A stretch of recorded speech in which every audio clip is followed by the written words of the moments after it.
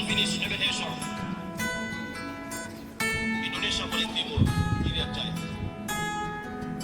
Dan kemudian saya yang mendirikan Universitas Kristen Indonesia di tanah yang sekarang dikenal dengan UIK.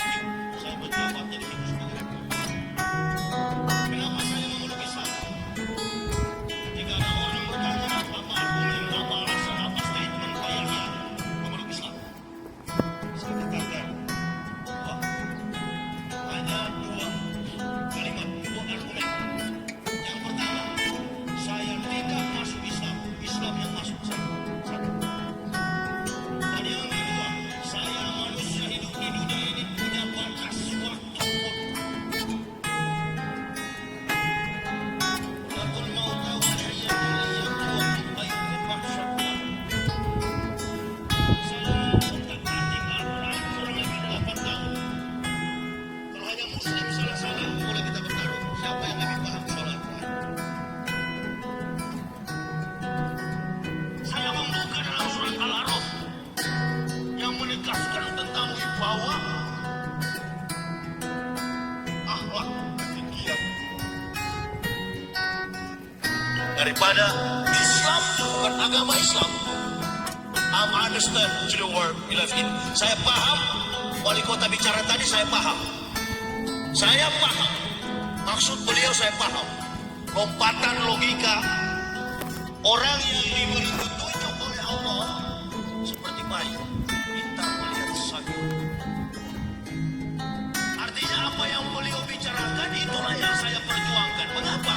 Karena Islam itu merupakan mitra seperjalanan dengan pemerintah.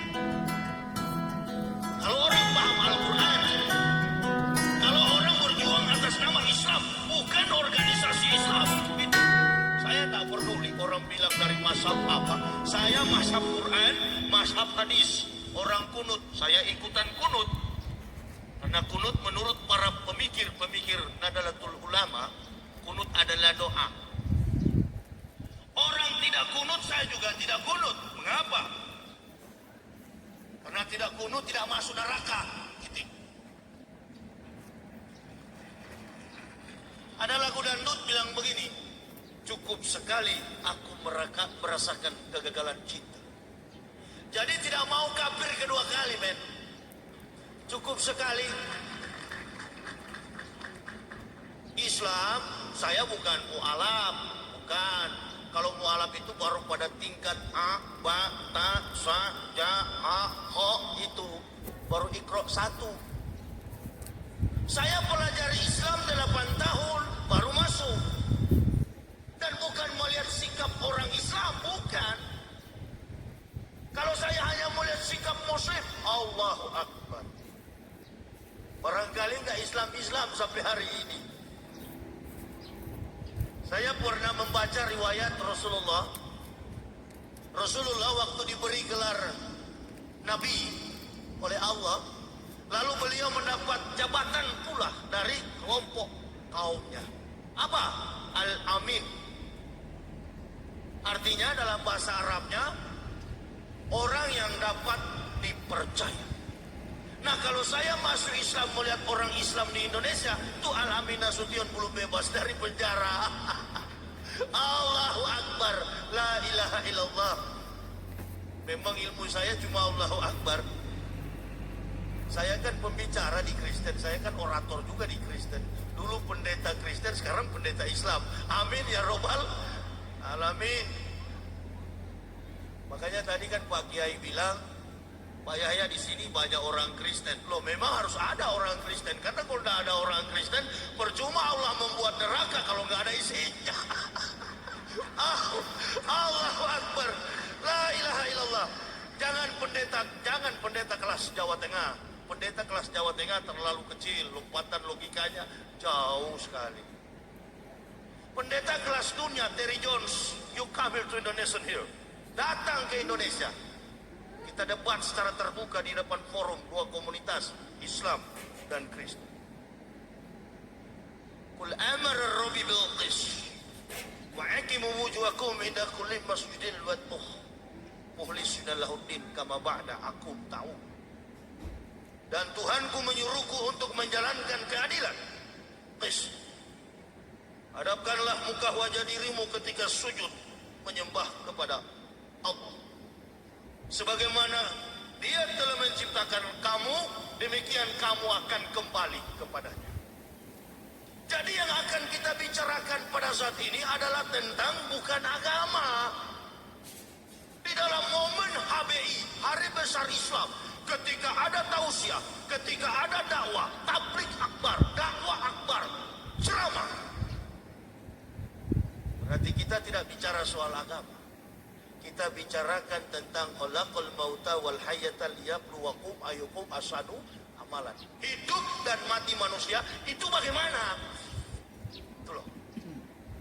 Kebetulan momen ini adalah Maulud, atau dalam bahasa Indonesianya memperingati kelahiran. Begitu. Sebelum Nabi Muhammad datang ke dalam dunia ini, nabi-nabi puluhan ribu tahun telah menginformasikan. Termasuk di dalamnya Nabi Isa alaihi salam. Bukan Yesus. Kita tidak bicara agama, kita bicara tentang kebenaran Islam. Tujuan dakwah saya cuma dua. Umat Islam kokoh dalam akidahnya, orang Kristen masuk Islam, tapi jangan semua.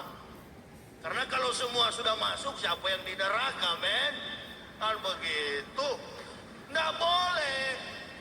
Dia mau presiden, dia mau jenderal, dia mau apapun pangkatnya.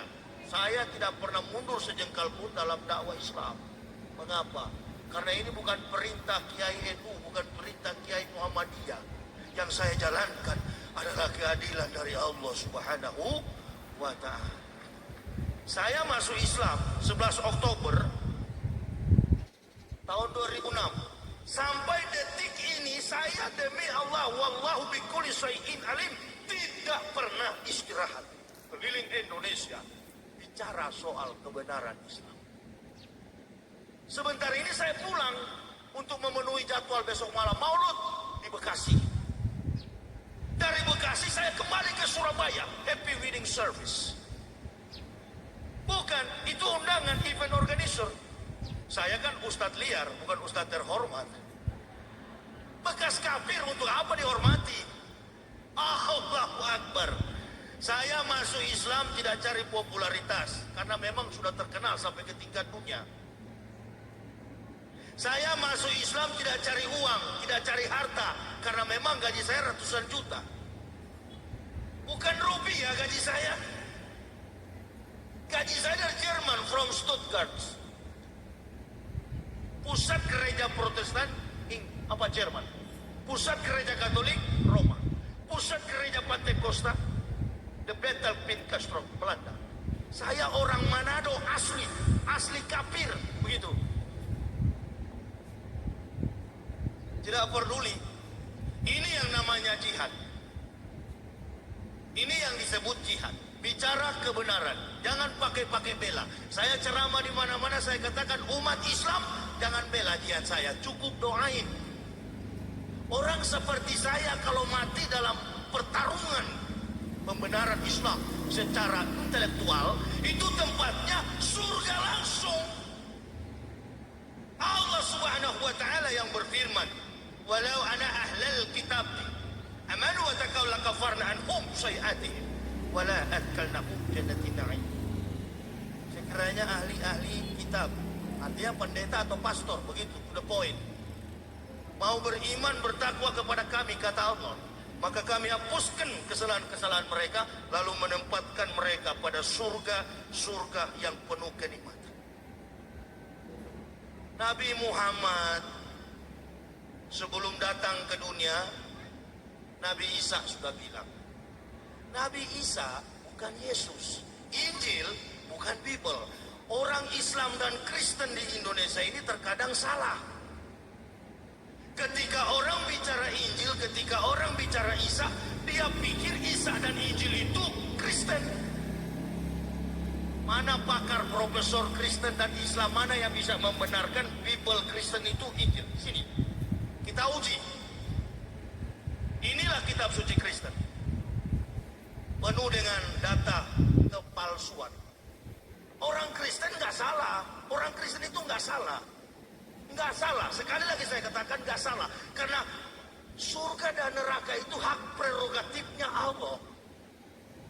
Ya kalau kita sudah beragama Islam, ada dalam ayat sering saya, Qul ya ayyuhal kafirun, la a'budu ma ta'budun, wa la antum abiduna ma a'bud, wa la ana abidum ma abatum, wa la antum abiduna ma a'bud, lakum dinukum waliyadin. Allah, lakum dinukum waliyadin, bagimu agamamu dan bagiku agamaku. Apa sih itu agama? Saya doktor filsafat. Waktu masuk Islam orang Kristen bilang tuh pendeta gila, stres. Allahu Akbar. Saudara pikir saya marah? No, tidak. Lah, kenapa? Karena yang mengatakan saya gila memang secara jiwa orang-orang gila. Saya pernah uji, abad ini abad 21. Segala sesuatu yang mengandung kebenaran itu harus diuji secara ilmiah. Itu kan begini. Saya waktu pendeta, anak saya umur 2 tahun dekatin saya. Kebetulan di rumah saya banyak gambar-gambar Yesus, bukan Isa ya. Karena Joni di Pekalongan pasti beda dengan Joni yang di Semarang, itu pasti.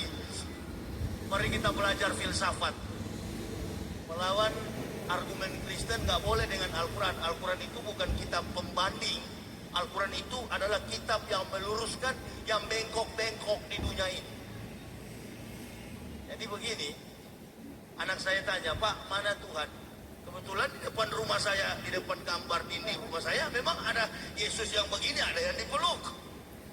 Saya bilang itu Tuhan. Anak saya bilang, kasihan Pak ya. Ini saya punya argumen. Ini yang membuat saya Islam. Ini kebenaran, nggak peduli.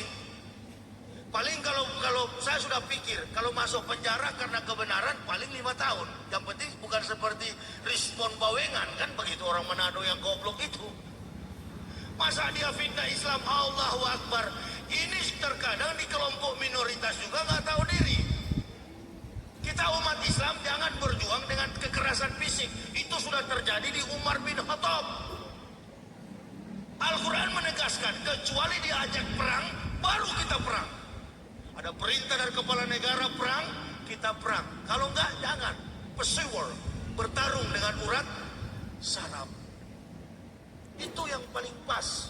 Silakan, kalaupun saya ditangkap, saya tidak ada kelompok. Tidak pernah ada LSM Islam di belakang, di kiri, di kanan. Hanya di atas ada berlaksa-laksa malaikat. Allah Subhanahu wa Ta'ala telah mengutus pendamping, istri, anak. Itu yang mendampingi saya. Silakan. Saya dakwah di Manado. Saya katakan di Manado, pendeta-pendeta di Manado ini masuk neraka semua. Tangkap saja. Kalau saya masuk penjara, di dalam penjara justru saya kuasai Al-Quran 30 juz. Insya Allah. Dan kalau saya mati langsung surga. Tidak pernah memobilisasi orang untuk supaya melakukan anarkis. Saudara tahu, ketika umat Islam melakukan tindakan anarkisme, di situ keuntungan besar bagi kafirun. Saya mau kasih tahu. Al-Quran jelas sekali. La tazidana asadana si'adawata lillazina amanu liyakhbuda balazina asyrak. Yang paling keras permusuhannya dengan orang-orang beriman, Yahudi dan musyrik. Ini supaya kita paham tentang Islam. Anggaplah kita orang dewasa yang sedang jalan di jalan raya, kemudian dilempar dengan kotoran oleh anak kecil. Saudara, saya yakin saudara tidak akan marah, apalagi yang melemparnya orang gila. Begitu kira-kira dalam sikap kita. Rasulullah pernah dilempar dengan batu sampai giginya patah. Dia tahu bahwa yang lempar dia kafir, dan beliau hanya mengangkat Allahu Akbar, ya Allah, ampunilah mereka. sebab mereka tidak tahu apa yang mereka perbuat. Nah, tapi dalam konsep dakwah begini, penceramah itu kan laksana dokter. Dokter datang pasien yang sakit flu, dokter bilang begini, kok kamu cuma flu datang ke saya, tuh sana warung, beli aja bodrek sebutir sembuh. Tapi kalau yang datang komplikasi jiwa, maka dosisnya harus tinggi, begitu kira-kira. Nah, saya belajar, bukan masuk Islam dengar orang, enggak.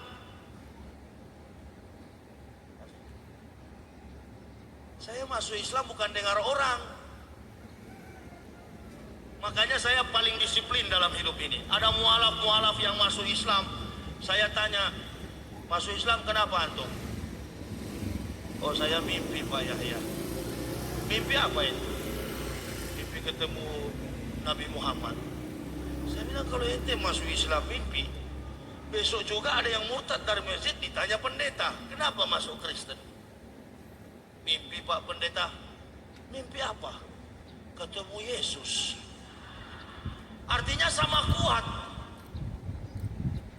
Kita bikin buku, saya bikin buku. Orang Kristen gak senang, ada dua alternatif.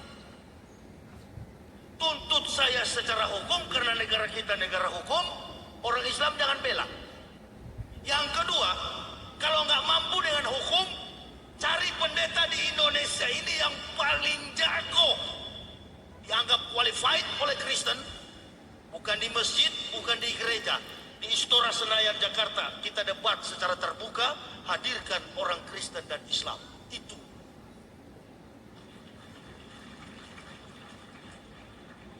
Nggak berani, woi jangan tepuk tangan, men. Tepuk tangan itu gereja Pentekosta. Ini kita orang Islam. Debat. Saya kemarin ceramah di Bekasi, di tempat kasus kejadian penikaman pendeta. Saya ceramah di situ, gerejanya libur. Di depan gereja Masjid Ar-Raudah. Saya tidak pernah, bukan maksud saya untuk mempermalukan orang Kristen, tidak, justru saya sayang. Qul ya ayyuhal kitabi ta'alau ila kalimatin sawain bainana wa bainakum alla na'budu illa Allah wa la nusyrika bihi wa la yattakhidha ba'duna ba'da. Hai ahli-ahli kitab, kembalilah kamu semua dengan kalimat yang sama dengan kami. Dan janganlah kamu mentuhankan sebagian di antara kamu menjadi manusia setengah Tuhan. Ini perintah Allah kepada ahli-ahli kitab. Saya pemberontak, suka nyinggung, suka fitnah orang Islam. Ketika saya ketemu orang berjenggot, waktu saya masih Kristen, saya bilang ini tuh komplotan teroris-teroris. Akhirnya sekarang saya pakai jenggot, tapi bukan teroris. Masa ada Pak Polisi saya teroris? Ah, Pak Polisi periksa aja daftarnya. Kalau bekas kafir, oke. Masa ditangkap bekas kafir? Ah, enggak lah. Sudah sadar kok. Yang kedua, ya saya kan cuma takut masuk Islam dulu, hanya satu yang paling saya takut sekali, disunat. Nah benar Pak, saya jujur aja biar ada ibu-ibu, nggak apa-apa deh. Saya paling takut kalau disunat antara dua. Kalau nggak pingsan pasti mati, pikiran saya kan begitu. Apalagi ini penentang-penentang Muhammad, ini nih penentang-penentang Islam, ini nih penentang-penentang Allah. Sunat, bila perlu dikasih putus semua kan gitu. Allahu Akbar. Enggak. Pak Imam, saya tanya, Pak Imam, sunat di mana dipotongnya? Cuma di ujung. Sakit enggak? Oh enggak Pak Yahya, seperti digigit semut. Oke kalau gitu silakan sunat. Tapi saya malu Pak Imam, buka celana. Buka. Nabi-nabi enggak malu, kok ente dari kafir malu. Allahu Akbar. Nabi Isa disunat, Yesus disunat, Paulus disunat. Orang Kristen enggak sunat, itu. Jadi sebenarnya siapa yang orang Kristen ikut? Siapa yang saya ikut dulu? Oh ternyata saya tidak ikut ajaran Isa. Yang saya ikut adalah ajaran Paulus. Di Islam beda dengan di Kristen. Kalau di Kristen, pendeta sudah ceramah, sudah pidato, tuh jemaat nggak boleh bantah. Tapi kalau di Islam tidak boleh. Ustadz menerangkan, jemaatnya bertanya, Ustadz, ente bilang kemarin yang datang bawa wahyu ke Rasul Jibril, ini ente ganti lagi Gabriel. Kan begitu. Oh, rupa-rupanya translate-nya beda kan. Ditanya sama jemaah, kalau di pendeta tidak. Siapa yang percaya Yesus, dia diselamatkan. Allahu Akbar. Saya punya konsep dari dulu. Saya pikir-pikir, mana mungkin. Hanya percaya selamat. Sunat kagak, mandi junub kagak. Selamat dari mana? Nah ini. Lalu saya lihat orang Islam 5 kali. 1, 2, 3, 4, 5 kali dalam sehari sholat. Pernah saya tanya, ada grup-grup yang jenggot-jenggotan, apa namanya? Jemaat tablik. Saya tanya sama grup jemaat tablik, orang Makassar, Lukman sini ente. Ini jemaat tablik kerjaannya kan sholat, begitu. Dia punya jidat di sini sampai bukan cuma hitam, memang hancur dah. Saya tanya, Man, anak mau tanya antum dulu, sebentar saja. Antum masuk surga enggak? Apa dia jawab? Insya Allah. Semua umat Islam kalau ditanya, masuk surga? Insya Allah. Tapi kalau di Kristen ditanya, masuk surga? Oh pasti. Wah, memang betul-betul hebat Saya tanya, masa ente sampai sudah lecet-lecet gitu kok? Masa masuk pakai insya Allah? Insya Allah itu kan semoga. Di sini saya belajar bahwasannya orang Islam itu betul-betul diajar rendah hati, down, tunduk. Jadi ketika saya bertanya begitu, ingat dengan saya waktu di pendeta, saya pernah kuburkan orang Manado, jemaat saya mati dalam keadaan mabuk cap tikus. Mungkin Pak polisi tahu, itu cap tikus itu adalah sejenis enau yang dimasak. Cuman uapnya yang disaring.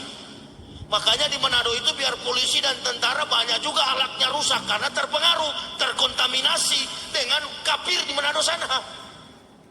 Nah itu biar pendeta tidak apa-apa, bisa minum. Sisa-sisa perjamuan, anggur kolesom boleh hantam, yang penting ada juru selamat. Di Islam nggak ada juru selamat, cari selamat masing-masing. Sedangkan selamat belum tentu selamat, masih pakai insya Allah. Saya pikir-pikir, ini konsep yang nggak benar. Buka Bible, baca. Oh, ini ajaran ternyata tidak sesuai dengan perintah nabi-nabi. Meneliti ke Israel. Sampai di Israel sana saya lihat, pengakuan orang Yahudi, Shema Yisrael, Yahweh Elohenu, Yahweh Ehad. Ketahuilah Israel, dengarlah Israel, Allahmu Yahweh dan Yahweh Esah, tunggal, Ehad. Kalau dalam bahasa Arabnya Ahad. Karena abjadnya itu hampir sama dengan bahasa Arab. Bahasa Ibrani itu hampir sama dengan bahasa Arab. Alef, Bet, Gimel, Dalet, He, Waw, Shayin, Ketet, Yod, Kof, Lamet, Mem, Nun, Samek, Ayin, Pet, Sade, Kof, Resi, Shin, Tau. Tidak pernah mendapatkan huruf C, Krais. Itu ajaran orang Romawi. Itu ajaran Yunani. Makanya para orang Kristen itu kalau dia cerdas, dia kritis, dia membaca dan melihat, kemudian back to historis, kembali kepada sejarah, dia akan melihat bahwa Nabi Muhammad inilah sebagaimana yang disabdakan oleh Nabi Musa 3.500 tahun sebelum datang Isa, kemudian Isa 576 tahun sebelum datangnya Ahmad bin Abdullah. Nabi Muhammad Sallallahu Alaihi Wasallam. Itulah sebabnya jadi aneh di Indonesia dan negara-negara di dunia ini. Kok seolah-olah Isa itu Yesus? Coba kasih kumpul tuh pakar-pakar teologia itu. Panggil semua, ayo kita debat, kita bicarakan. Lalu ada juga ulama-ulama. Di Bandung ada ustadz ceramah, dia bilang begini, ibu-ibu majelis taklim, jangan percaya itu Injil, Kenapa? Karena Injil itu adalah kitab sucinya orang Nasrani. Mana bisa? Injil itu adalah kitab sucinya kita, yang namanya sekarang Al-Quran. Taurat itu adalah kitab suci kita, yang namanya Al-Quran. Jabur Daud atau Mizmor Eleh Hadebarim, kitab Mazmur di Kristen itu, itulah yang namanya sekarang Al-Quran. Semua kitab yang dibawa nabi-nabi ke dunia yang tidak terbukukan hanya dengan ucapan lisan mereka, lalu pada abad yang ke-7 terbukukan di dalam su'ub, dan sekarang dalam zaman modern namanya Al-Quran. Makanya kalau imam-imam sholat ada ayat tentang Bani Israel. Kenapa? Di situ Allah memberikan peringatan supaya umat Islam jangan mengikuti kebiadaban Bani Israel. Ya, hebat sekali. Makanya kalau orang bilang Hitler itu adalah si Dajjal, saya mengatakan Adolf Hitler itu adalah alat Tuhan. Untuk apa? Untuk membalas bagaimana Israel membantai 378 nabi. Israel tukang bunuh nabi. Hanya 2 nabi yang lolos dari tangan berdarah Yahudi. Siapa dia? Nabi Isa alaihissalam dan Nabi Muhammad sallallahu alaihi wasallam. Kenapa? Karena 2 orang nabi inilah yang difirmankan oleh Allah untuk menjadi nilai keberkahan bagi dunia dari silsilah keturunan Nabi Ibrahim. Jadi jangan bilang tidak. Dalam surat As-Saff begitu jelas. Wa idz qala Isa ibnu Maryam, ya bani Israila, inni rasulillahi ilaikum musaddiqan lima wa inna yadayya minat taurati mubasyshiran bi rasulin yati min ba'di ismuhu Ahmad falama ja'ahum bil bainati qalu Isa sir mubin. Dan ingatlah ketika Isa anak Maryam berkata, hai Bani Israel, aku adalah Rasul Allah yang diutus di tengah-tengah kamu, yang datang untuk menggenapkan kitab sebelumku, Taurat. Tetapi akan datang di tengah-tengah kamu seorang Rasul Allah yang bernama Ahmad. Kau baca tuh Al-Quran, lihat baik-baik. Ahmad itulah Nabi Muhammad. Nah, rentang waktu antara Nabi Muhammad dengan Nabi Isa ini 576 tahun. Saya Islamkan ayah kandung saya. Bapak saya itu tentara, perwira seksi 1 di Korem 131 Santiago Manado. Saya anak tentara. Purnawirawan ayah saya tentara. Ayah saya bilang begini, kurang ngajar ngana kasih sekolah tinggi-tinggi sampai dapat gelar doktor kabirator rusak ente masuk Islam. Bapak saya katakan, kamu tunggu, dalam tempo 3 hari kamu mati. Berapa hari Pak? 3 hari. Hari pertama saya nggak mati, hari kedua tidak mati, hari ketiga tidak mati, sampai hari keempat saya nggak mati-mati. Saya telepon, Pak saya belum mati. Marah betul. Nah lalu saya beri penjelasan, Pak begini, itu Nabi Muhammad SAW sebelum dia datang Nabi Isa sudah bilang. Itu kan menurut versi Al-Quran, bukan versi Al-Quran, menurut Bible Yohanes 14 ayat 15 sampai 17 itu jelas sekali. Penolong dan penghibur dalam kamus Yahudi asli itu adalah Ahmed Ben Abdullah. Makanya belajar bahasa Ibrani supaya nggak ditipu oleh Yahudi. Jangankan orang Kristen, Tuhan saja Yahudi tipu. Iya dong. Kita umat Islam ini menuntun supaya kembali kepada fitrah. Makanya saya bilang, saya ikhlas, jangankan regu tembak, tank lapis baja untuk tembak saya. Kuburan itu kan cuma transit. Kalau mati dalam perjuangan dakwah, Allahu Akbar. Nabi-nabi juga begitu. Nabi Yahya dipancung oleh Herodes. Nggak pernah kecut. Saya orang yang bukan bicara Islam hanya di mulut atau di kepala. Tidak. Islam saya di dalam dada. Sehelai rambut kata Allah. Kalau belum kehendak Allah saya mati, insya Allah. Buktinya selama 4 tahun saya sehat-sehat aja. Waktu di pendeta dikit-dikit sakit pinggang, dikit-dikit sakit perut. Perut saya maaf aja kemudian besar sekali, lebih besar dari komandan barangkali. Begini kalau saya jalan. Makanya saya tidak usah ditunjuk mana Pak Imam di masjid, mana bukan. Imam di masjid biasanya kecil dan kurus. Karena tidak dapat gaji, kasihan. Tapi kalau yang paling gendut dan paling mahal HP-nya, itulah Pak Pendeta. Karena pendeta digajinya besar, makanya tidak mau masuk Islam. Udah, saya kan bekas pendeta jadi tahu. Biodata saya lengkap di buku ini. Nih, silakan kalau mau tunjuk. Bukti ada. Kalau hanya fitnah, biasa difitnah. Biasa, Rasul difitnah. Nabi Nuh dituduh gila. Nabi Muhammad dibilang majnun. Saya dibilang gila. Biasa. Saya justru kasihan. Saya sudah merdeka. Saya sudah selamat dunia akhirat. Insya Allah aman. Ambil semua harta, ambil semua aset. Biar saya miskin. Tapi saya yakin, sedangkan surga Allah kasih, apalagi harta terlalu kecil. Islam tidak menjanjikanmu dolar, Islam menjanjikanmu surga. Jika nilai dolar tidak mampu membeli surga, nilai surga justru sebaliknya mampu menghasilkan dolar. Tekniknya bagaimana? Ya ayyuhalladzina amanu udkhulu fisilmi kafah. Masuk ke dalam Islam sungguh-sungguh, benar-benar berjuang, berjihad. Jihad bukan rakit bom. Allahu Akbar. Kalau rakit bom itu lihat polisi lari, itu bukan jihad, men. Silakan kalau ada yang tersinggung cegat. Saya kan pulang pakai mobil. Ustadz mesti berani. Saya banyak membaca Umar bin Khattab punya kisah.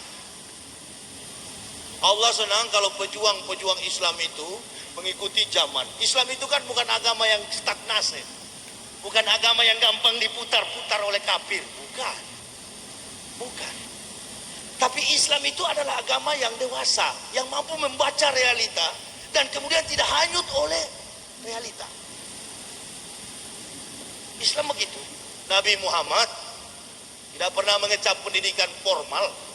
Jago soal ekonomi, jago soal teknik, jago dalam strategi perang, jago dalam politik, semua dia jago. Nah, kita pengikutnya harus jadi itu. Cinta Islam, cinta Allah, cinta Rasulullah. Jadi jenderal, jadi seperti Pak Susilo Bambang Yudhoyono, jadi seperti Ibu Sri Mulyani. Itu. Maka Islam menjadi kekuatan dimanapun kita pergi dan kita berada. Orang akan segan. Wah, saya mau kasih tahu. Orang kafir Yahudi dan Nasoro itu walan tardo an kal Yahudu wala Nasoro hatta tatabiya milatahum. Mereka paling senang kalau umat Islam itu enggak berpendidikan. Belanda punya mau-mau yang begitu, kolonial, penjajah. Supaya kenapa? Supaya gampang ditukar dengan Indomie. Jadi saya mau kasih tahu, masalah Indomie saya mau kasih tahu.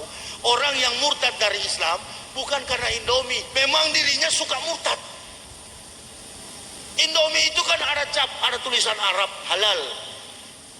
Ada cap Majelis Ulama Indonesia, berarti halal. Kalau pendeta datang bawa Indomie, bilang sama Pak Pendeta, Pak Pendeta kurang ini, 1 kontainer lagi. Tapi jangan murtad. Ya memang karena kita suka murtad juga, begitu kira-kira. Jadi tidak ada alasan tentang Indomie itu, enggak. Buktinya kami berani melepaskan diri dari Kristen dan masuk Islam tanpa ada gaji. Tidak perlu cari-cari materi. Kalau hanya mau cari uang, rugi dong. Kalau hanya mau cari kesempatan untuk supaya dapat uang, rugi. Masuk Islam rugi. Rugi. Kalau hanya mau cari finansial, saya sudah digaji. Dan sekarang kalau sudah tanya, berapa gaji saya? Gaji saya 1 bulan 30 hari. Mana ada Ustadz digaji? Enggak. Saya hanya berharap ridha dari Allah. La haula wala quwata illa billah. Obama presiden Amerika, Allah yang kasih makan. Mubarak yang masih kepala batu itu juga Allah yang kasih makan. Presiden kita SBY Susilo Bambang Yudhoyono RI 1 juga berharap dan bergantung kepada Allah. Nah, kita juga begitu, harus bergantung kepada Allah. Makanya saya tidak pernah khawatir dalam hidup ini. Hidup semua sementara kok. Yang Allah nilai adalah amal soleh kita. Apa yang kita buat di dunia. Itulah sebabnya kalau orang Islam sholat, saya pelajari ya. Saya tiap kali wudhu, saya dari dulu saya Kenapa harus basahin tangan? Oh, mengingatkan kita supaya jangan nyolong kotak amal. Itu satu. Kalau kepada pemerintah, jangan nyolong uang rakyat. Kepada DPR begitu juga, jangan nyolong uang rakyat, kira-kira begitu. Nah apa-apa, ini kebenaran, nggak usah sembunyi. Jadi ustadz ya harus begitu dong. Nah, daripada dikejar-kejar, makanya saya katakan Islam itu dalam aplikasi dan realisasinya tidak perlu terlalu tinggi melambung. Kenapa? Karena kalau terlalu tinggi Islam kita, besok dikejar-kejar Densus 88. Itu ada Densus ada. Yang sedang-sedang saja, kata lagu dangdut ya. Kata siapa itu? Titi Kamal atau siapa bilang begitu? Yang sedang-sedang saja. Waktu sholat, pergi sholat. Waktu bulan Ramadan, puasa. Ya. Waktu bersedekah, sedekah. Ada rezeki dari Allah, pergi ke tanah suci. Belum sempat haji, umroh dulu. Begitu, diploma dulu. Nanti sarjananya kalau ada rezeki. Tapi saya sampai hari ini juga berpikir, kok begitu banyak orang Islam di Makassar, di Kalimantan, di Jawa yang buta huruf, tapi bisa naik haji.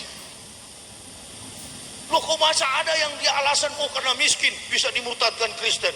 Miskin bukan karena Allah. Allah tidak mau jamaahnya miskin, pengikutnya, penyembahnya miskin, tidak mau Allah.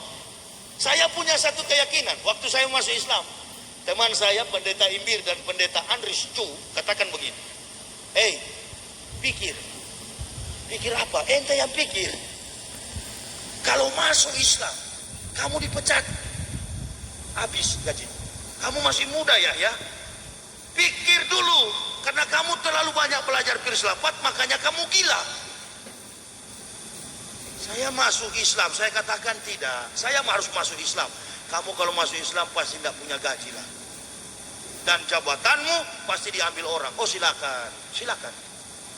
Ada ukip 5 tingkat di Sorong sana, itu saya yang dirikan. Saya tinggalkan orang lain yang pimpin sekarang. Jadi saya sarankan kepada kalau ada mualaf di sini, jangan masuk Islam tahun 80 sampai hari ini nggak hafal Al-Fatihah. Kalau kita masuk Islam, berikan wacana, berikan nuansa baru di dalam Islam, bahwa kita benar-benar mendapat petunjuk. Bukan karena saya doktor, bukan. Tapi karena saya disiplin, mau belajar. Mengapa orang lain boleh, saya nggak boleh? Makanya waktu saya masuk pesantren di Bandung, itu kiainya bilang begini, Pak Yaya, di sini kami segan menerima Bapak. Kenapa? Bapak kan S3. Woi, S3 saya itu bukan dari Madinah, itu S3 kafir. S3 filsafat. Saya bilang penerbit kenapa ditaruh-taruh doktor di situ? Nggak usah. Ditaruh ustadz lebih mulia. Amin ya robbal alam. Tidak Pak, kita hargai Bapak. Iya, tapi bukan doktor dari Madinah itu. Baca Al-Quran saja saya masih kaku. Tidak Pak Kiai, saya mau belajar. Begini Pak Yahya, di sini ini anak umur 11 tahun. Enggak apa-apa. Kita mau belajar, enggak usah malu, enggak usah gengsi. Kalau mau bodoh terus ya gengsi aja. Tidak pernah malu saya tanggalkan. Pendeta-pendeta yang masuk Islam di dalam surat Al-Maidah 83 sampai 84 begitu jelas. Wala tajidana aqrabahum mawaddatan lil ladzina amanu allazina qalu inna nasra.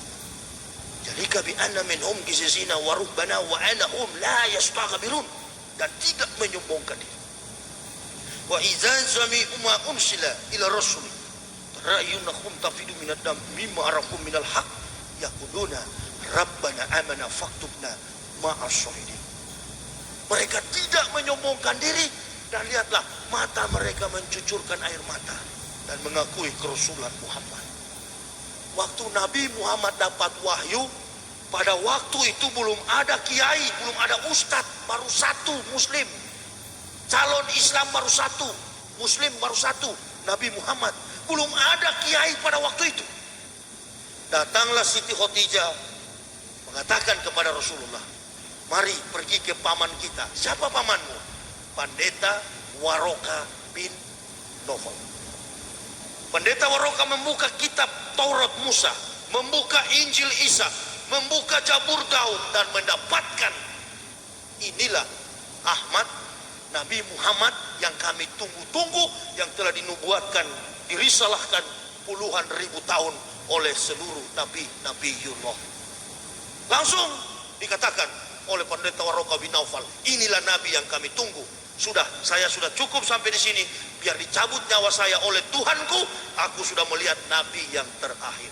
Dan belum terhapus di kitab Perjanjian Lama Kristen, di buku saya jelaskan semua tentang Nabi Muhammad, mengungkap kebenaran Rasulullah.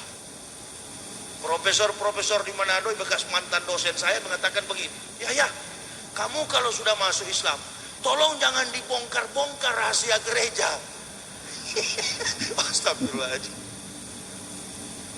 Saya bilang justru saya mau bongkar, karena saya tidak ada urusan dengan orang Islam dan orang Kristen. Tidak ada urusan teken kontrak saya dengan Allah. Saya memang dari keluarga memang keras, disiplin dan kritis. Kalau saya anggap itu benar, saya akan pertahankan sampai masuk liang kubur. Di Madura saya pernah diundang di Belega, Sampang sana. Dari Sampang masuk pasar, masuk dalam sekali. Waktu itu acara haulan. Nah, di situ ada banyak kubur. Ada salah satu teman Ustadz bilang begini, Pak Yahya, apa? Ente pergi ke kubur itu. Ente bilang sama kiainya, Pak Kiai minta berkah. Itu kiai besar yang mati. Allahu Akbar. Saya bilang, bukankah minta sama Allah? Enggak apa-apa, minta sama Pak Kiai supaya kamu jadi kiai besar. Saya bilang enggak mau, sedangkan Yesus saya sudah tolak. Bahaya sampean. Bilang sama saya, bisa bahaya sampean. Oh, tidak bisa. Sampai sekarang imanku hanya kepada Allah. Tidak mau saya ikuti selain daripada Al-Quran dan hadis. Itu prinsip. Saya tidak pernah mencari-cari muka.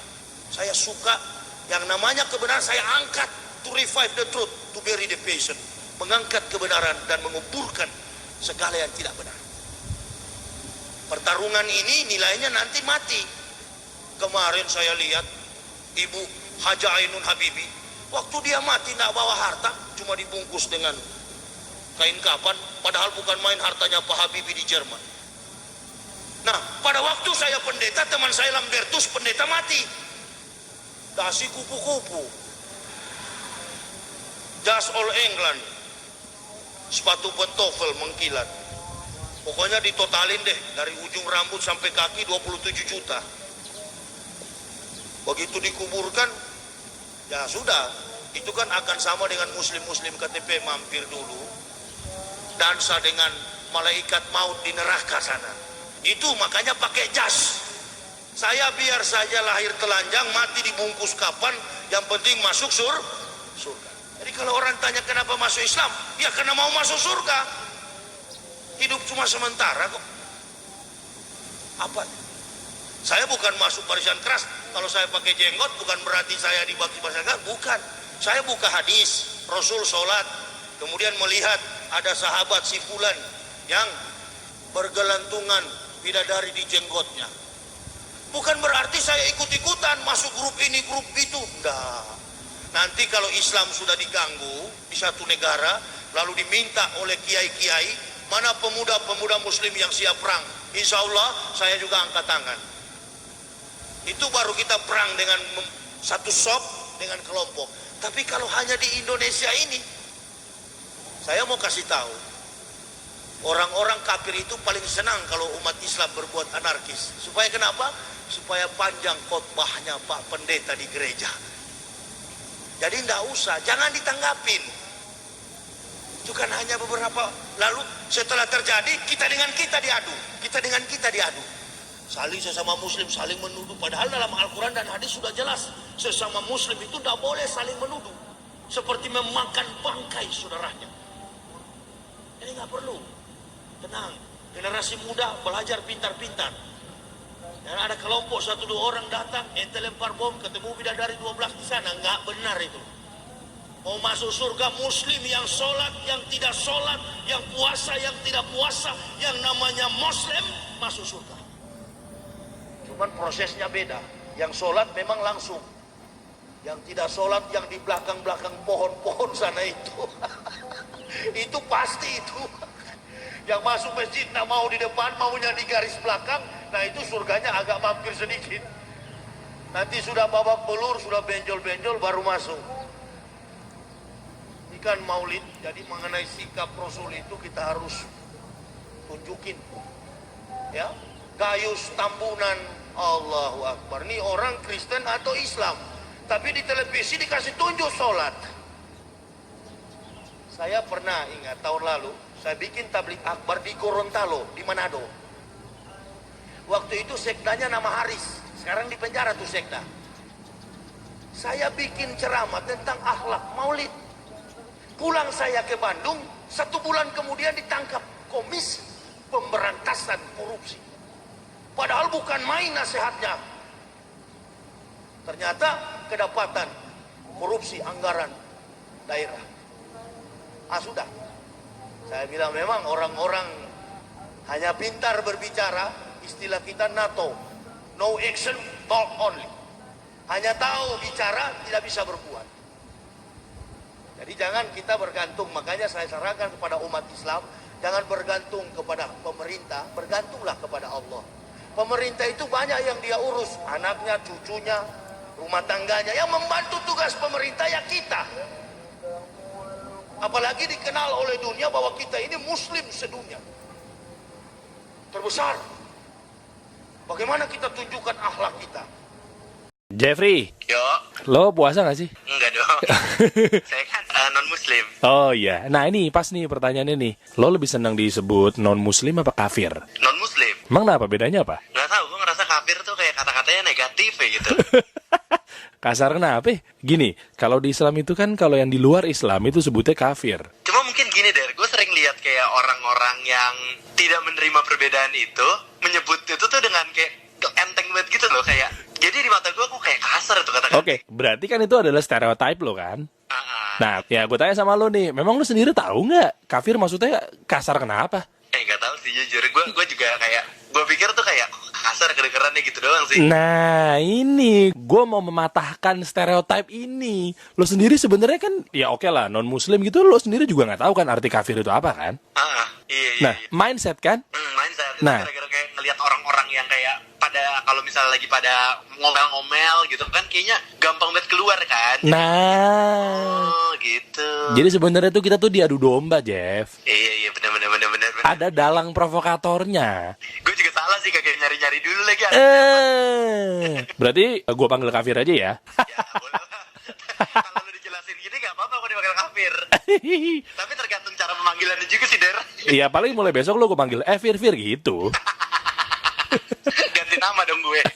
Terus kalau lo lihat sendiri nih misalnya Islam, misalnya lo ngeliatin depan lo tuh ada orang pakai jubah, pakai gamis. Di mata lo tuh orang kayak gitu tuh kenapa? Menurut gue taat aja sih, pemuka agama gitu.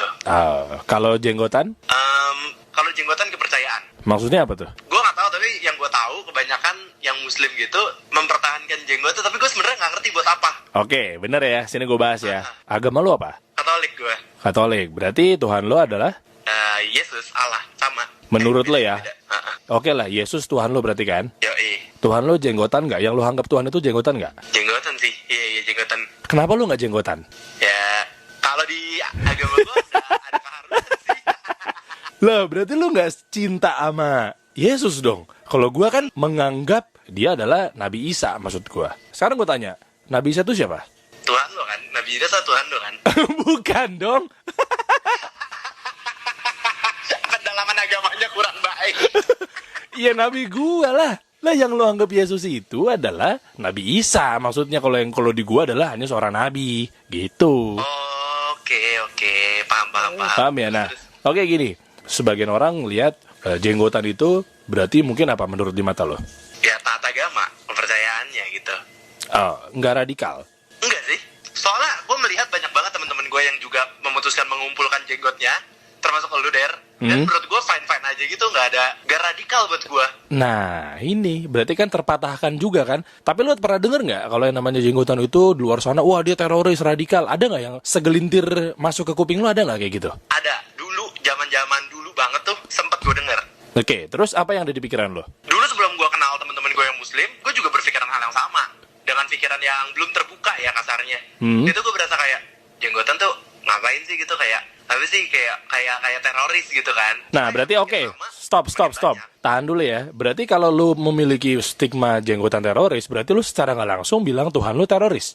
Iya, dulu. Enggak juga. Ya benar-benar. Itu semua balik lagi ke mindset sih. Loh, bener kan? Iya bener juga sih. Lah, sekarang gue tanya, patung yang lu gantung di rumah lo atau di tempat ibadah lo, itu adalah Tuhan lo yang lo bilang Yesus itu kan? Beliau jenggotan nggak? Jenggotan. Kenapa lo nggak ikutin? Apa ya, kalau gue sih nggak tahu deh, gue sih simpel karena nggak cocoknya di muka gue. Jenggotnya nggak numbuh. Berarti udah terpatahkan ya? Berarti kan? Ayo, berarti dulu lo menganggap adalah teroris, sekarang enggak kan? Enggak sama sekali. Oke, good, nice. Kalau cewek cadar gimana? Oh, ada satu di kepala gue, cuma satu kalau lihat cewek cadar. Apa? Agak panas apa tuh? Wah. Tapi apa mindsetnya? Enggak, kalau itu gue tahu ini adalah baju yang kayak untuk menghormati. Karena kalau gue atau di sana ya, gue Apa ya? Tapi kalau gue ngelihat orang-orang kayak pada di Arab gitu ya, di bayangan gue, oh orang-orang Arab pada pakai cadar, yang gue tahu gitu ya. Jadi kayak mungkin itu adalah baju untuk menutup auratnya gitu. Jadi gue menghargai aja sih. Dari dulu gue nggak pernah punya stigma negatif soal cadar. Oke, di depan lo tiba-tiba lewat ada sepasang mungkin suami istri kali ya. Pakai gamis, jenggotnya panjang sedada. Yang satu istrinya pakai cadar, terus suaminya bawa tas gede banget. Apa yang ada di pikiran lo? Orang lagi traveling dari Arab ke sini. Bukan teroris. Bukan. Itu gue gak kepikiran tuh teroris. Oh, tapi pernah dengar muncul di stereotip lo bahwa kami ini teroris itu ada? Pernah? Gue pernah dengar, tapi gue suka bilang ke temen-temen gue kayaknya nggak semua orang teroris deh kalau yang soal ini. Oke. Tapi teroris ada juga dari non-muslim yang lo bilang? Ada teroris dari non-muslim, ada aja menurut gue. Orang kalau mau ngelakuin kejahatan menurut gue bukan dari agama sih. Keren. Ya siapa aja bisa aja gitu. Ini lo main aman kan jawab gini apa gimana? Enggak, sumpah enggak. Gue gak main aman, ini beneran. Dengan pemikiran sekarang tuh gue bisa berpikir kayak gitu beneran deh. Bukan karena gue main aman. Kalau gue main aman dari awalnya gue puji-puji deh.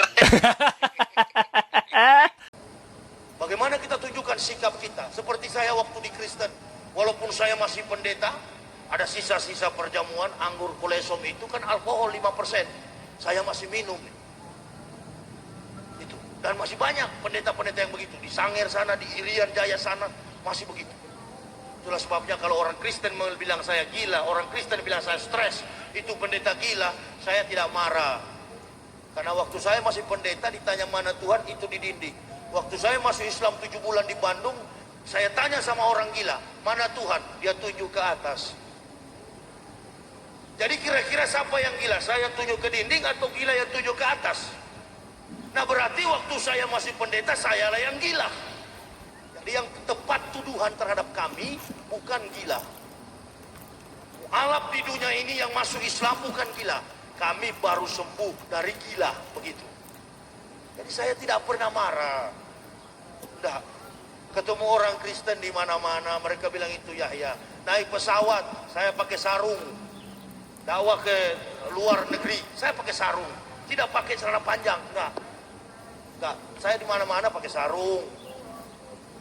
Berdakwah begitu daripada dulu. Karena pendeta dengan saudara jangan pikir bahwa Kristen dengan Kristen itu sama dengan umat Islam. Tidak. Orang Kristen dengan Kristen itu tidak rukun, tidak damai. Gereja Pantekosta melarang jemaatnya pergi ke Protestan. Gereja Protestan melarang jemaatnya pergi ke Pantekosta Katolik. Kenapa? Karena masing-masing pendeta mempertahankan omset income. Dia pimpin 100 kepala keluarga. Rata-rata kalau satu keluarga 1 juta gajinya, berarti income pendeta tiap bulan 10 juta. Karena 10 dari gaji bayar ke Pak Pendeta. Makanya gereja dari zaman berdirinya sampai hari ini, gereja tidak pernah aman. Nah itu. Jadi kita sebagai umat Islam, saya masuk masjid, tidak ketahuan mana NU, mana Muhammadiyah. Dia mau atayat akhir, dia mau lurus begini, dia ada juga yang goyang-goyang begini. Enggak. Saya tadi baru sholat di BRI Syariah. Saya nginap di Hotel Syariah. Kebetulan sholat asar tadi di samping orang yang gini-gini. Benar, saya tadi baru sholat gini, dia putar begini, dia putar begini. Tidak apa-apa, atau mau dicungkil-cungkil juga begini. No, tidak jadi masalah. Yang bahaya di Islam ini itu justru itu. Sudah ada Al-Quran, sudah ada hadis, ditambah-tambah. Ditambah-tambah, jangan ditambah-tambah. Al-Quran sudah cukup sebagai ilmu ketauhidan, dan hadis yang diturunkan, diajarkan oleh Rasulullah, hadis yang sahih, sudah tepat sebagai penentu akhlak dalam kita menjalankan syariat Islam.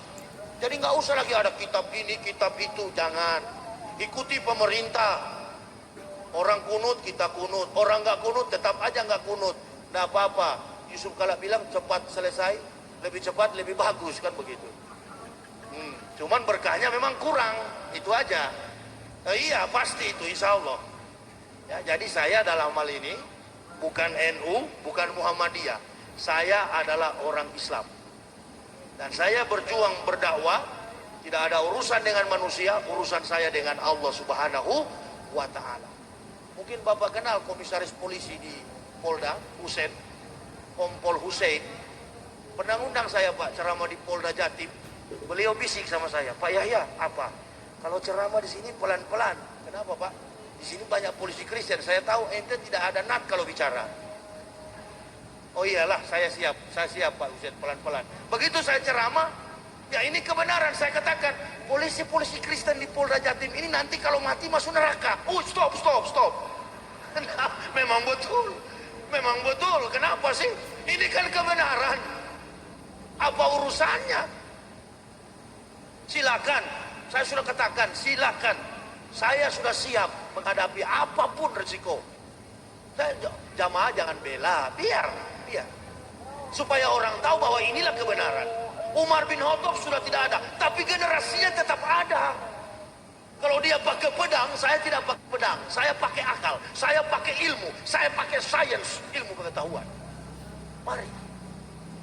Justru saya sayang, ayo kembali. Masih di dunia.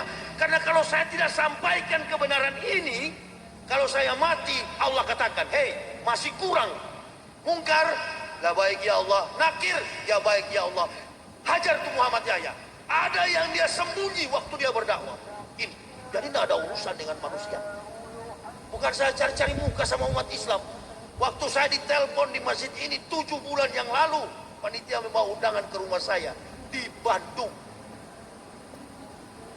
Saya pernah di Kendari ceramah, Masjid Al-Akbar, di sebelahnya ada gereja Cape Sultra. Hanya beda dinding. Kebetulan pendeta yang di sebelah itu teman saya waktu kuliah, Wilson.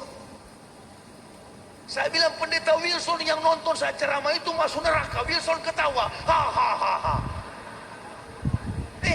Datang Kasat Intel. Kasat Intel itu orang Manado, AKP Tinduku. Kasat Intel Polres Kendari. Cross check, tanya, datang ke hotel. Polisi-polisi datang sama saya, yang sersan-sersan. Ustadz, apa? Ustadz pulang. Komandan saya bersenjata, dia marah sama Ustadz. Allahu Akbar. Mana komandan? Suruh ke sini supaya saya Islamkan. Begitu. Datang, Assalamualaikum Ustadz. Saya tidak balas, karena belum disunat, kan begitu. Nggak saya balas. Silakan komandan duduk. Allahu Akbar. Ustadz, apa? Ustadz saya ceramahnya bagus sekali, saya mau mengerti. Tapi Ustadz bilang pendeta saya masuk neraka. Itu yang membuat saya tidak senang. Itu maksud Ustadz apa? Begini, jangankan pendeta Bapak, sedangkan Bapak biar jenderal 100 bintang juga neraka. Saudara tidak tahu bahwa saya justru sayang. Pangkat jabatan kita di dunia ini hanya sementara, ketika mati habis. Ulama-ulama yang menyembunyikan kebenaran itu akan disiksa di dalam kubur. Ada ayatnya. Kalau tahu sampaikan, jangan sembunyi-sembunyi. Rasul dalam rakaat yang pertama, Rasul sholat. Bismillahirrahmanirrahim. Alhamdulillahi Rabbil Alamin. Ar-Rahmanirrahim. Maliki Yawmiddin.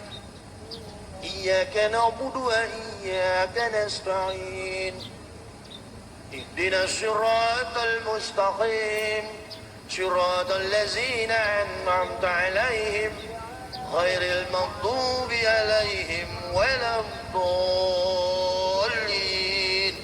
آمين قل آمنوا بالله وما أنزل إلى إبراهيم وإسماعيل وإسحاق ويعقوب والأسباط وما أوتي موسى وعيسى وما أوتي نبي من ربهم لا نفارق بين أحد منهم ونحن له مسلمون. Qul amanu billah. Hai orang beriman, katakanlah kami beriman kepada Allah wa ma ursila ila Ibrahim, dan apa yang diturunkan Allah kepada Ibrahim, wa Ismail, dan kepada Ismail, wa Ishak, dan kepada Ishak, wa Yakub, dan kepada Yakub, wa ma utiya Musa, dan apa yang diturunkan Allah kepada Musa, wa Isa wa ma utiya Nabiyun, dan apa yang diturunkan Allah kepada Isa, Injil. Taurat Musa, Isa, Injil. Ma utiya Musa wa Isa wa ma utiya Nabiyun min rabbihim la nufarriqu baina ahadin minhum wa nahnu lahu muslimun. Dan nabi-nabi dari Tuhan mereka, kamilah orang-orang yang berserah, kamilah Muslim. Jelas bahwa orang Islam percaya kepada Injil. Makanya Nabi yang ke-24 adalah Nabi Isa alaihissalam. Sebenarnya yang pantas tersinggung bukanlah orang Kristen, harusnya orang Islam.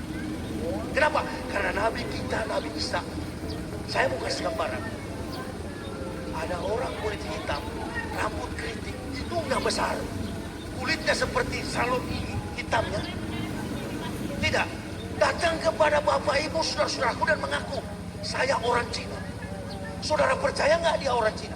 Mau kemana? Tidak mungkin. Mau kemana? Nah, begini. Yang kedua, dari Arab Saudi sampai di Pekalongan, masuk ke rumah-rumah Islam, tidak ada foto Nabi Muhammad. Kenapa? Karena di zaman Rasulullah belum ada tukang foto. Kenapa belum ada tukang foto? Karena zamannya masih kuno. Nah, kalau zaman Rasul masih kuno, bagaimana mungkin dengan Nabi Isa yang 576 tahun sebelum Muhammad ada fotonya? Jawab. Jawab itu semua pendeta saya sudah tanya. Apa dia bilang?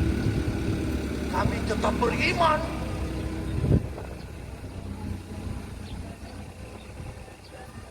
Bukti kepalsuan ada.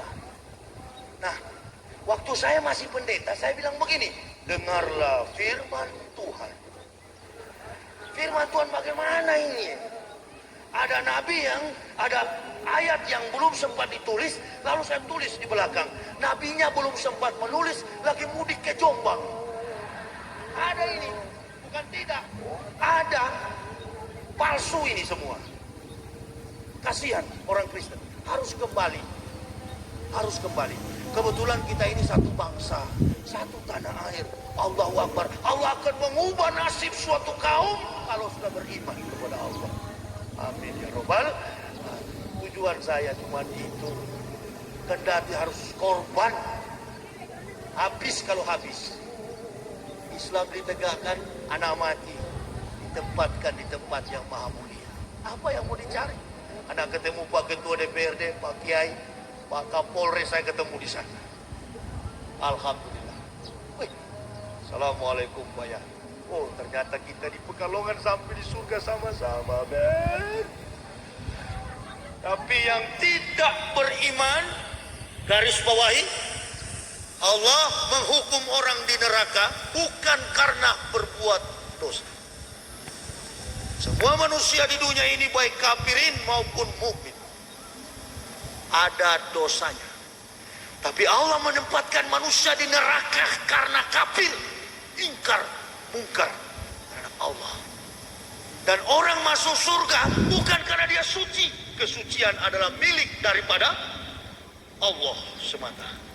Orang masuk surga karena dia mengucapkan asyhadu alla ilaha illallah wa asyhadu anna Muhammadar Rasulullah. Waktu Nabi Ibrahim datang, pengikutnya mengucapkan asyhadu alla ilaha illallah, Ibrahim Rasul Allah.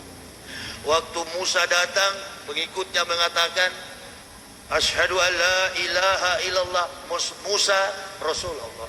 Waktu Isa datang, Bani Israel mengucapkan, Asyhadu an la ilaha illallah, Isa Rasulullah. Waktu Nabi Muhammad datang, bukan kepada satu kaum, Islam bukan agama orang Arab. Di Jakarta sana justru banyak Arab Bahlul. Banyak, masih minum bir. Jadi waktu kejadian TKI di sana, saya banyak sekali SMS dari orang kafir dan teman-teman dulu waktu pendeta. Pak Yahya, itu kamu lihat di sana di Arab Saudi TKI dianiaya. Oi, saya jawab, Islam tidak ada hubungannya dengan orang Arab. Islam itu adalah kesucian dari Allah yang kebetulan turun di tanah Arab. Nabi yang menerima kebenaran itu adalah kewarganegaraannya Arab. Andaikan turun di Pulau Jawa, maka Al-Quran dipakai dengan bahasa Jawa. Tidak rasional tuduhan Anda. Dan kalau begitu, di negara-negara manapun banyak yang terjadi. Bahkan lebih daripada penganiayaan di Arab. Tapi ketahuilah, yang melakukan itu adalah manusia. Semua orang berdosa. Nah, makanya saya mau sarankan bapak-bapak, makanya kerja. Jangan suruh istri pergi ke Arab. Bukan perintah Islam itu. Itu karena ente pemalas. Imali dunia karena kata Yesus abadan wa malaki rotika karena kata mutugodan. Carilah dunia seolah-olah hidup 1000 tahun, cari akhirat seolah-olah mati besok. Gampang kok dapat harta itu. Saya sendiri waktu masuk Islam jual-jual plastik begitu. Dari gaji puluhan juta. Tapi saya tidak pernah mengeluh. Waktu sholat, jam sholat saya sholat. Karena saya tahu dengan kita menjalankan sholat, di situ mendapatkan banyak inspirasi ketenangan jiwa. Disitulah kesempatan kita memohon. Ya Allah, saya mau ujian. Ya Allah, saya mau kenaikan pangkat, UKP, usul kenaikan pangkat. Ya Allah, saya mau menangani masyarakat, terlalu banyak aspirasi yang mendesak. Ya Allah, saya akan pergi studi banding. Bukankah saya adalah umatmu ya Allah, yang beriman kepada, melimpahkanlah kekuatanmu ya Allah. Hamba sesungguhnya tidak mampu. La haula wala quwata illa billah. Lalu sikap robah. Silaturahmi al-rizqon. Bersilaturahmi dengan sama muslim, berbaik-baikan dengan sama muslim. Insya Allah pasti harta itu akan datang dengan tidak kita duga, tidak kita tahu, datang dengan sendiri. Saya sudah alamin. Ada mualaf datang ke rumah saya, marga Sembiring, orang Batak. Ini rumahnya Pak Yaya, betul Pak, saya mualaf seperti Bapak. Oh, kenapa ente bilang anak mualaf? Saya bukan mualaf, saya sudah ulama. Saya bilang begitu. Masalahnya dia datang sama saya ini sudah dengan kopor. Inilah terkadang orang anggap mualaf-mualaf itu orang-orang yang hanya sembarang-sembarang. Datang masuk ke rumah saya coba. Sebegitu saya, kalau ada mualaf saya coba. Kenapa? Karena saya masuk Islam jam 11 siang, sebelum asar sudah masuk di memori saya itu Al-Fatihah. Bahkan saya ketemu penjual ikan 3 kali, tidak menyebutkan namanya. Kecerdasannya minta ampun. Begitu saya disunat, dicari penjual ikan itu, tidak ketemu sampai hari ini. Saya tidak usah terlalu banyak masuk ke dalam, tapi dengan beliau ada satu ayat yang sampai saat ini dalam tempo 4 menit saya hafal itu ayat. Inna sallallahu fi lailatul qadar wa ma adraka ma lailatul qadar. Lailatul qadar khairan min alf syahr. Tanazalul malaikatu wa rusul bi izni rabbihim min kulli amr. Salamun hiya hatta matla'il fajr. Hilang. Istri saya ada di mobil. Dia sempat berapa kali usir.